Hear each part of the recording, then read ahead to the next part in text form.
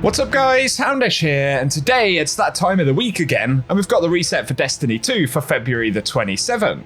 And so this week, ahead of us getting the March 5th update next reset, we will be getting more info about future updates and Guardian games for the year, so look out for that on Thursday. But then purely gameplay related, this week we've got the 5th weekly quest for Rivens Wishes, so we'll talk about that, and additionally we'll have the Eververse refresh. Hopefully we'll get some nice items there, and we'll cover all of the vendors like Banshee and Ada 1, as well as the key rewards and unlocks for the week, which includes farmable exotics, featured lost sectors, nightfall stuff, and plenty more in the video. So I hope this one is useful guys, and if you enjoy it, be sure to get subscribed for more D2 content, but without further delay, let's jump into it. And now as we get into gameplay stuff for the week, initially we do have Rivens Wishes 5, and so if you want to get this one done, we need to head to Ria Sylvia in the Dreaming City and defeat taken bosses or mini bosses, and we can get a lot of those during the events in Ria Sylvia, whether it's public events or the ones where the enemies move against each other. But the alternative objective is to defeat a hidden boss in Ria Sylvia, Parurk, if I'm saying that correctly. Either way, if you want to know how to do that this week, I have posted a separate video on it, so I'll link that one down below, and let us know if you'll be completing Rivens Wishes this reset.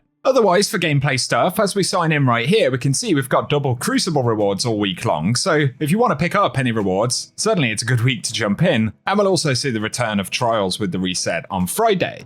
And up next, let's take a look at the Eververse store for the week right here. As always, we will focus on Bright Dust stuff. There's plenty of silver stuff, which we often see. But on the front page for Bright Dust, initially, we've got the Disc Jockey exotic emote, which is 3,250 Bright Dust this week. Pretty cool one, been around for a while. But otherwise, there's also the Matter Scourge ornament for the Outbreak Perfected right here, which is 1,250 Bright Dust on the front page. A kind of nice one right there. I do prefer the Sievery look, but if you want to grab that, you can do it this week. And then we've got the Vex Incursion entrance transman effect, so we'll take a better preview of that one right there. That one's 450 Bright Dust. Then, for the front page shaders, we've got Spark of Joy initially, which is very, very pink right there. 300 Bright Dust these will cost, and also we've got the Princely Presents, another one from this season on the front page. But for the main Bright Dust section right here, initially we have the Pick a Card exotic multiplayer emote, which is 4,250 Bright Dust. Pretty cool stuff, but definitely a cool one nonetheless from back in Season of Defiance. And then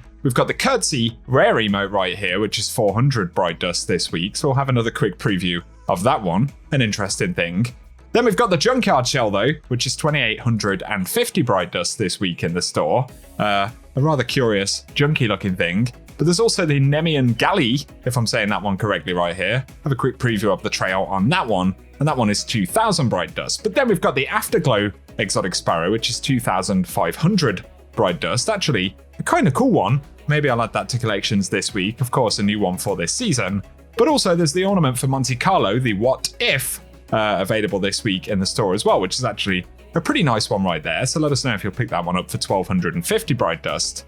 But then we've got the Lunar Dragon Ghost Projection, which is 1,500 Bright Dust in the store right there. And for the second page of shaders, initially we've got the Aposmatism, if I'm saying that correctly, which is 300 Bright Dust, a very bright one. For the same cost though, there is the Heat Shielded available this week as well, which can be a pretty nice one with certain gear. And then there is the Raven Silk, one I don't have in collections. Kind of nice one right there. Once again, all of them are 300 Bright Dust. And finally, there is the Empirical Imperative from back in Season of the Seraph if you want to grab that one. So let us know your thoughts below. But finally, there is the Dominus Gall Effects Transmat effect, which is 450 Bright Dust. Additionally, we've got the Signal Processed Transmat effect there as well. It always cuts the start of these off when you first preview them. But finally, there is also the Dreaming Shimmer, if you want to add that to collections this week. So give us your thoughts on the Eververse inventory, guys, down below.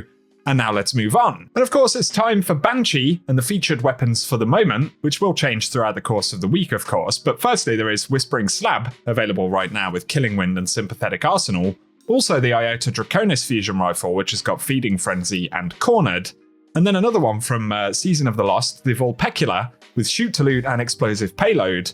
As well as the Cold Denial Pulse Rifle, which has got Grave Robber and Headseeker. But finally, the Palmyra B with Lasting Impression and Surplus right there. So let us know your thoughts on those, but keep in mind they will change as we go through the week. Random thought as we return to visit Ada 1 for the week right here. This was supposed to be the day that the final shape came out, or was going to come out before the delay, of course. Kind of weird, that one.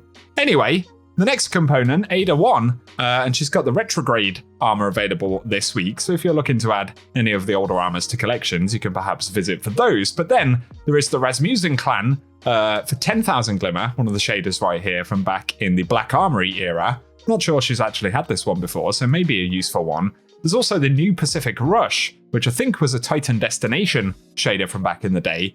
And finally, we've got Dead Orbit's Fate, which does come up quite often. But nonetheless, if you're looking to add older faction shaders to collections, it may be useful this week.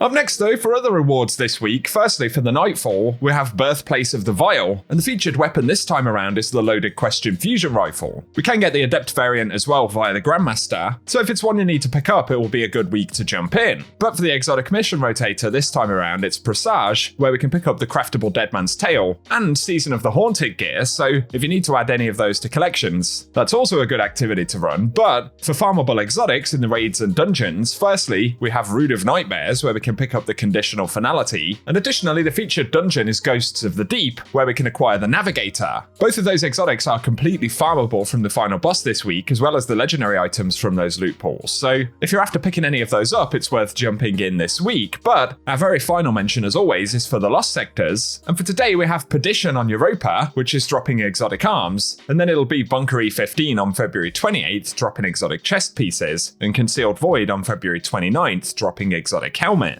Then for March 1st, it's the Thrilladrome on Neomuna dropping exotic legs, which is followed by Gilded Precept on the 2nd dropping exotic arms. And then we move over to EDZ with Scavenger's Den on March 3rd dropping chest pieces. And finally, we get Skyduck in the EDZ on March 4th dropping exotic helmets. And for today guys, that is pretty much everything worth rounding up for the reset and rewards. So as always, I hope this video has been useful today, and if it has, a rating below very much helps us out on the channel. But also, be sure to get subscribed and I'll keep you posted with more Destiny content. Let us know if you're diving into the game this week to get anything done, and otherwise, I hope you guys have an awesome day.